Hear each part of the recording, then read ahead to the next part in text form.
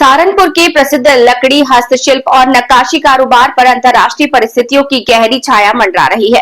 Ukraine रूस युद्ध, अमेरिकी राष्ट्रपति डोनाल्ड ट्रंप द्वारा लगाए गए टैरिफ और अब ईरान इजराइल संघर्ष ने सहारनपुर के करीब 1000 करोड़ रुपए के निर्यात कारोबार को बुरी तरह प्रभावित किया है।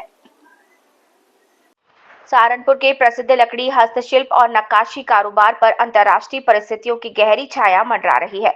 यूक्रेन रूस युद्ध, अमेरिकी राष्ट्रपति डोनाल्ड ट्रंप द्वारा लगाए गए टैरिफ और अब ईरान इजराइल संघर्ष ने सहारनपुर के करीब 1000 करोड़ रुपए के निर्यात कारोबार को बुरी तरह प्रभावित किया है।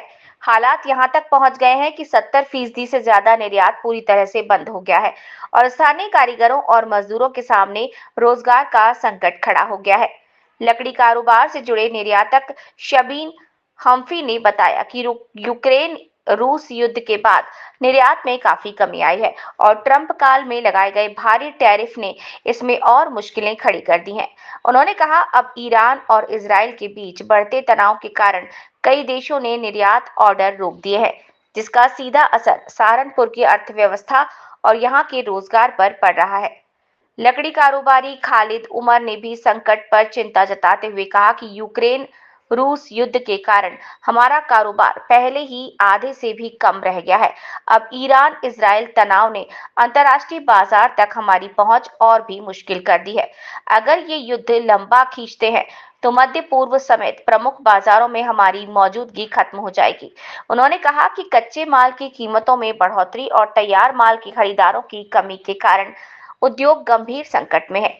लंबे समय तक बिजली कटौती और बढ़ते बिल भी उत्पादन को प्रभावित कर रहे हैं।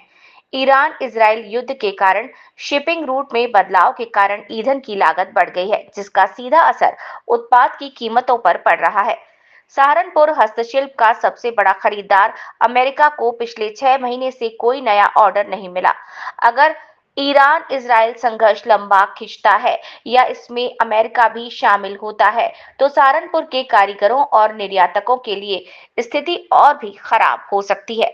निर्यात उद्योग से जुड़े लोगों ने सरकार से स्थानीय उद्योगों को वित्तीय सहायता और निर्बाध बिजली आपूर्ति सुनिश्चित करने के साथ ही अंतर्राष्ट्रीय स्तर पर कूटनीतिक प्रयासों को करने की मांग की, ताकि हजारों परिवार की आजीविका की रक्षा की जा सके। आपका नाम? खालिद उमर।